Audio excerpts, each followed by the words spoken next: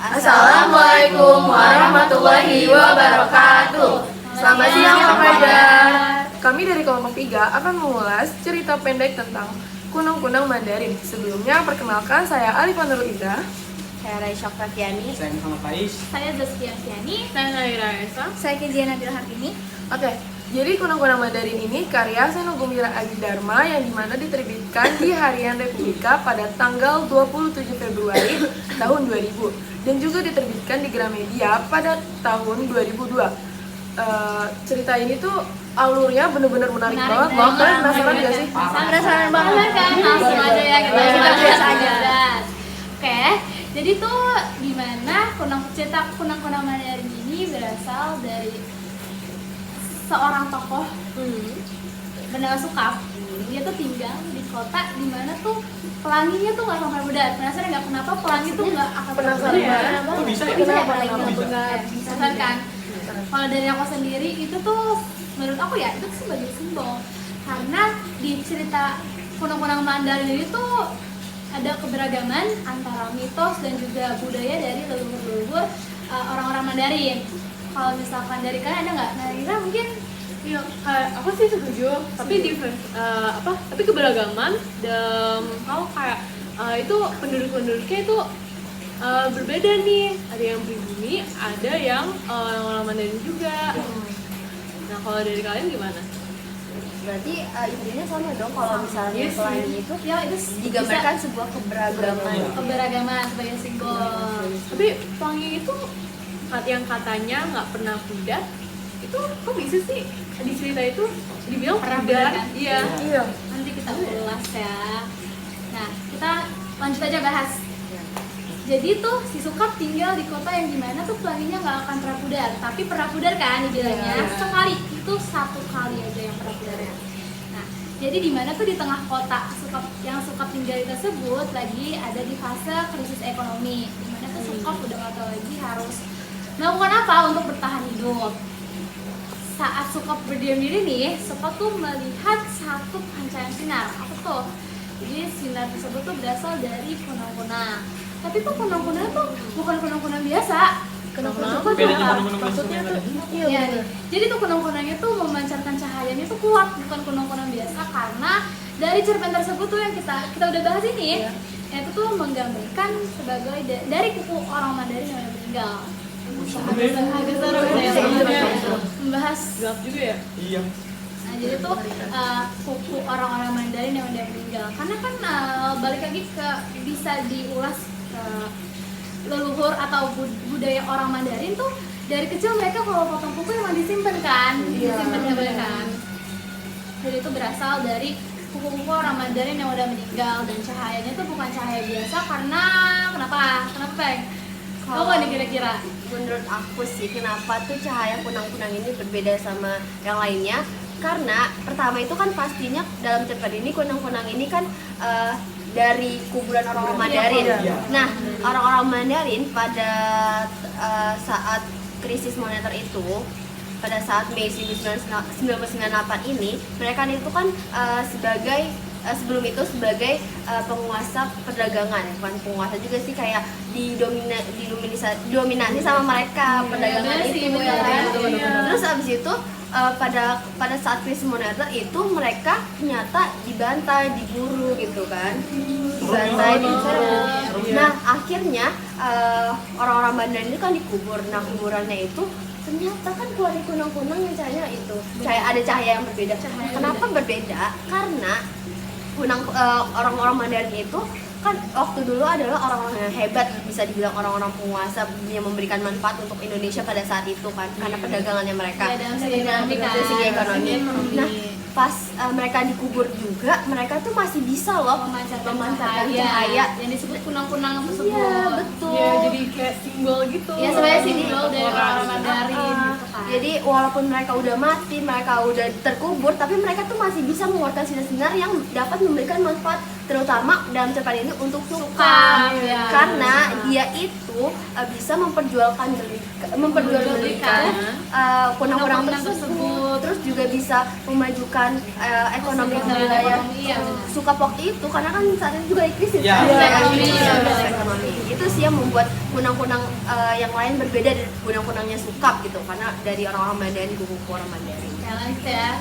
Jadi si Sukap nih mempunyai ide untuk memperjualbelikan kunang-kunang tersebut.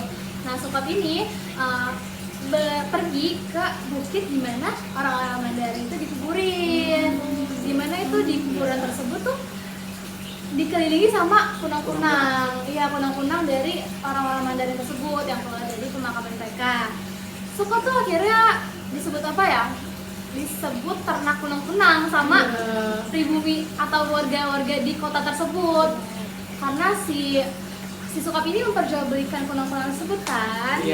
Nah, dari penjualan kunang-kunang tersebut tuh si Sukap tuh menarik perhatian turis loh sebenarnya.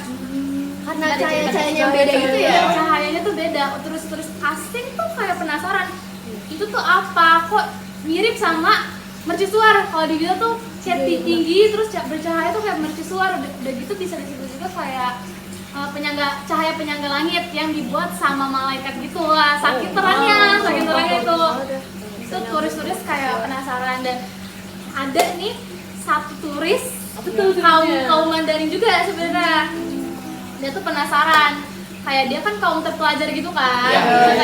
Dia tuh mau membuktikan itu tuh mitos atau bukan sih. Nah, jadi tuh dia mengunjungi Sukap. Dia juga pengen tahu asal-usulnya keturunan. Dia juga mau mengetahui keturunannya, leluhurnya. Jadi tuh si Tuan Mandarin yang bernama Udin ini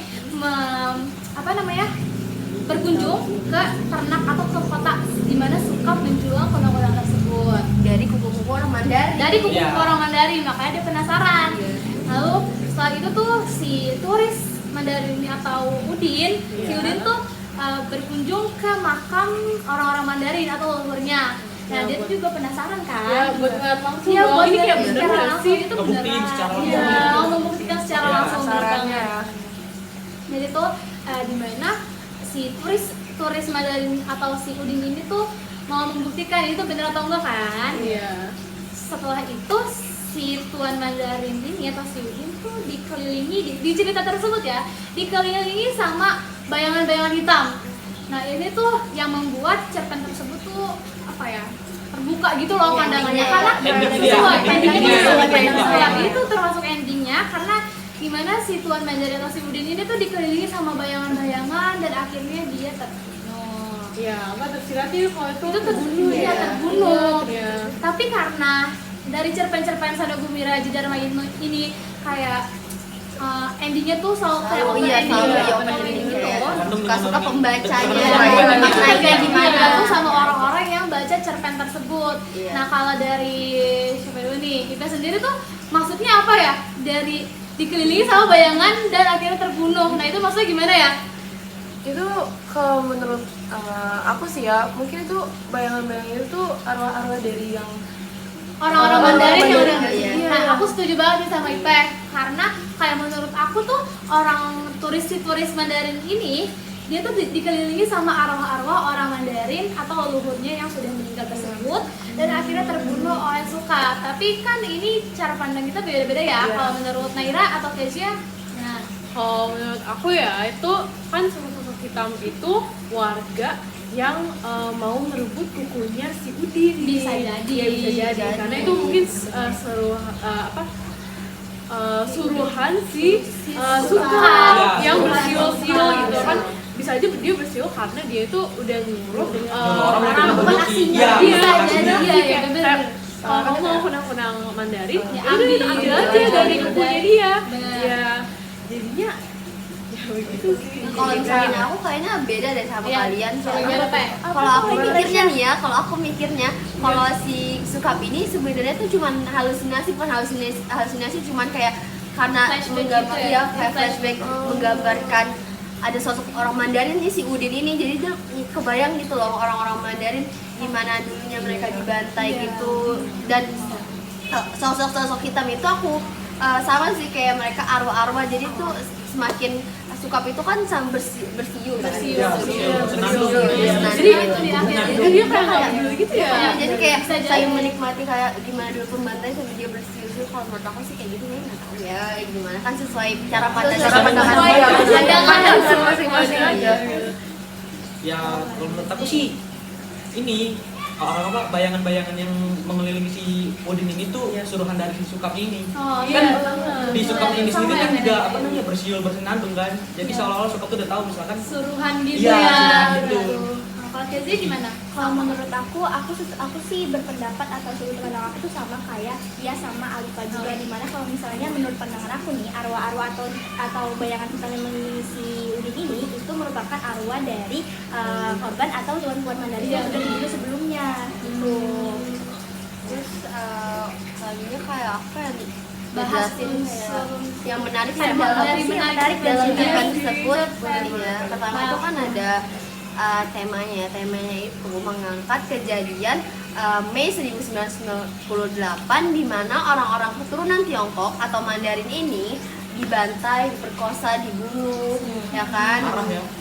Makanya Seno ini kayak ingin mengangkat tema yang untuk kita kembali loh kayak mengingat sejarah gitu.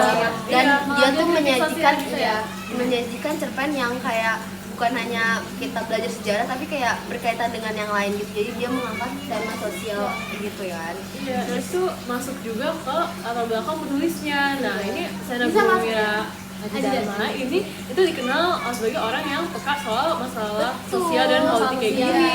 Nah, Iya. itu masalah yang relevan itu pastinya peristiwa kerusuhan Mei Mei 1998 dan krisis moneter 1997 itu Iya. karena orang-orang Tionghoa juga kan yang Iya, katanya betul. yang mengontrol perdagangan gitu. Iya, Betul, iya, betul. kayak Iya.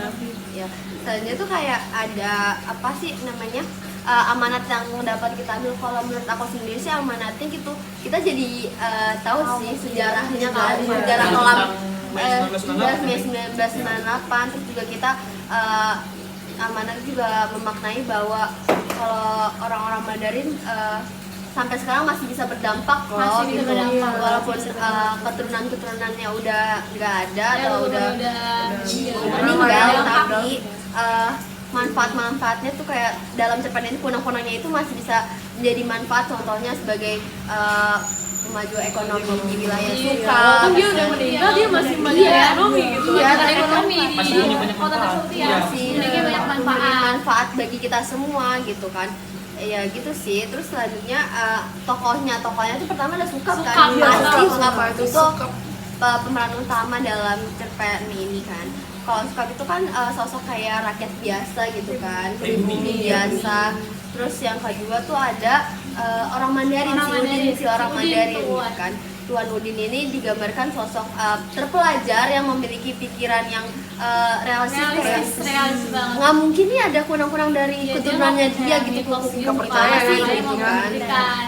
Masih membuktikan. Nah selanjutnya tuh kayak alurnya maju kan, Alurnya pasti maju maju sih, kan, pasti. karena kan dari Ada- awal ada- ada. dari awal dia mulai bertenak, terus kemudian ketemu si Udin, kemudian Udin yang katanya terbunuh itu kan kayak alurnya semuanya maju kan.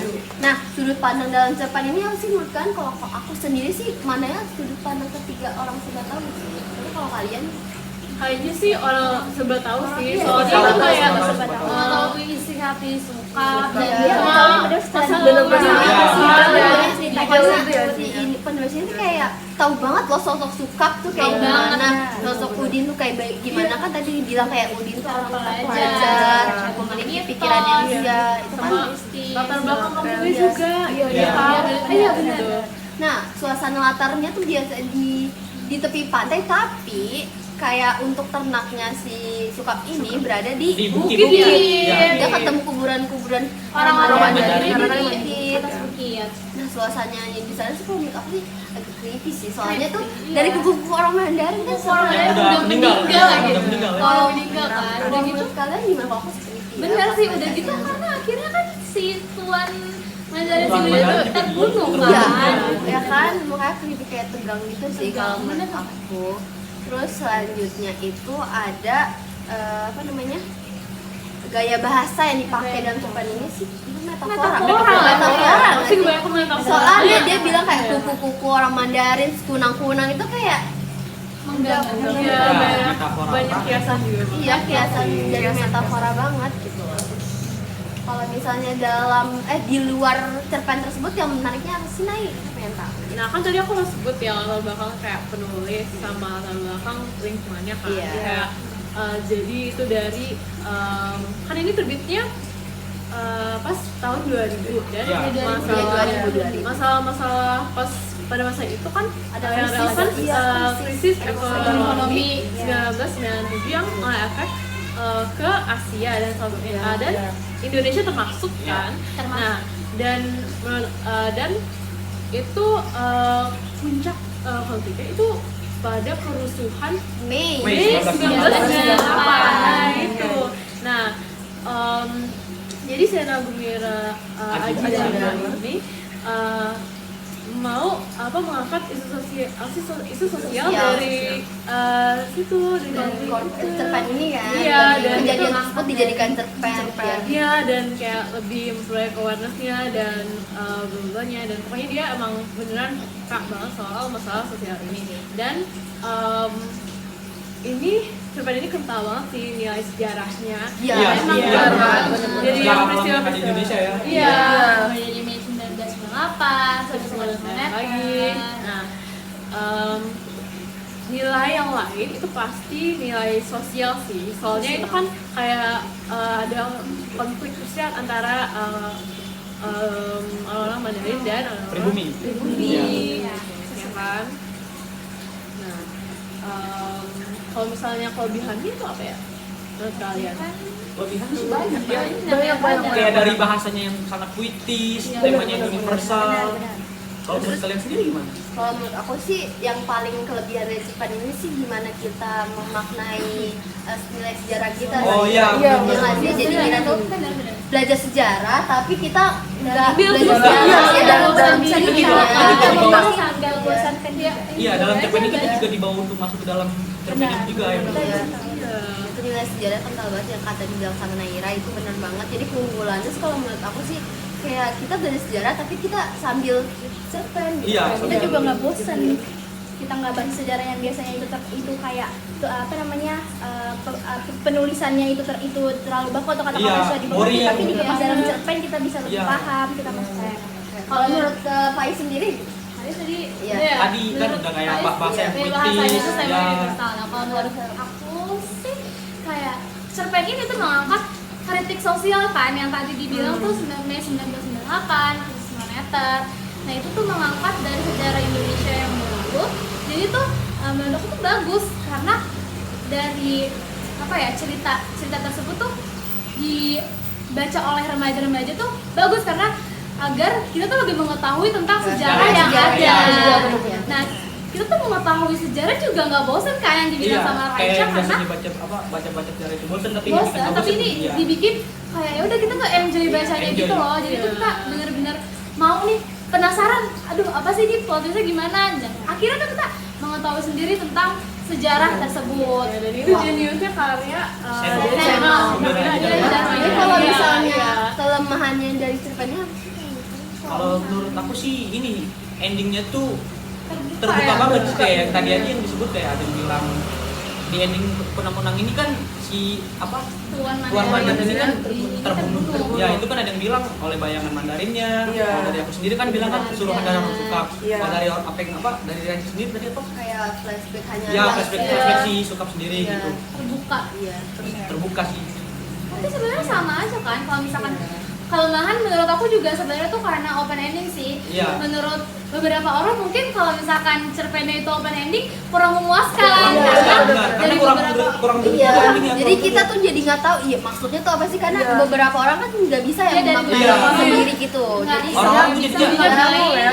suatu cerpen atau dari endingnya tersebut tuh orang-orang mungkin ada yang nggak puas dari Iya. Iya, Iya. jadi orang-orang tuh cuma memaknai apa menurut mereka sendiri gimana gitu. Iya. Ya, tapi menurut aku pribadi kalau open ending itu malah jadi kayak cantik banget gitu. sebenarnya bagus Iya. karena menurut pandangan orang-orang Iya, kayak beda-beda. bisa berimajinasi gitu Iya, kan. Jadi kurang greget gitu loh, ngerti gak sih endingnya? Oh, tapi iya sih, Sama iya, sama iya. Iya. Iya. Terus kalau misalnya kesimpulan kesimpulan dari semua.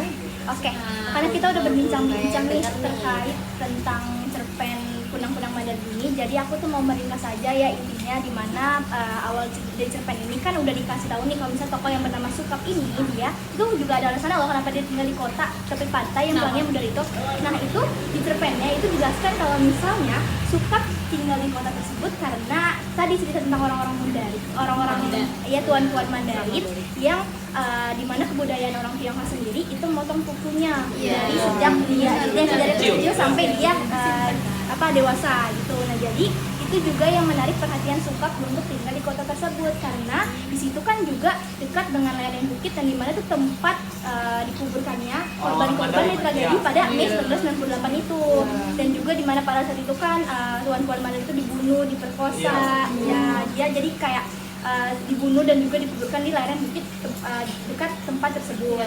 Nah, lalu di saat itu juga nih, jadi itu menjadi awal mulanya Sukap itu melihat seekor kunang-kunang tadi yang sudah disampaikan oleh dia pada awal ya. Kalau seekor kunang-kunang yang dimana cahayanya itu berbeda, yang sangat-sangat terang, menderang kuat banget.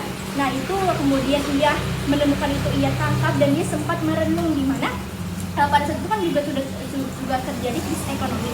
Nah jadi kunang-kunang yang ia tangkap tersebut, ia tuh percaya kalau misalnya dia juga memaknai sendiri di Sukap ceritanya ini kalau misalnya kunang-kunang itu memberikan cahaya yang sangat sangat terang dan itu menerangi di keadaan gelap kehidupan tersebut. Nah gitu.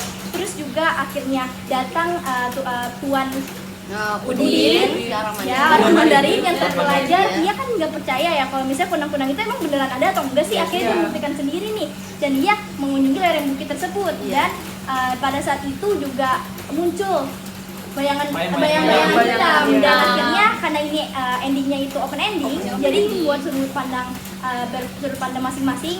Dan tadi kita juga udah menyebut sudut pandang masing-masing kayak gitu. Nah terus menurut aku juga ceritanya itu cocok dibaca remaja sampai dewasa karena gimana yang kita tahu kalau misalnya kita baca cerita ini juga kita tuh dapat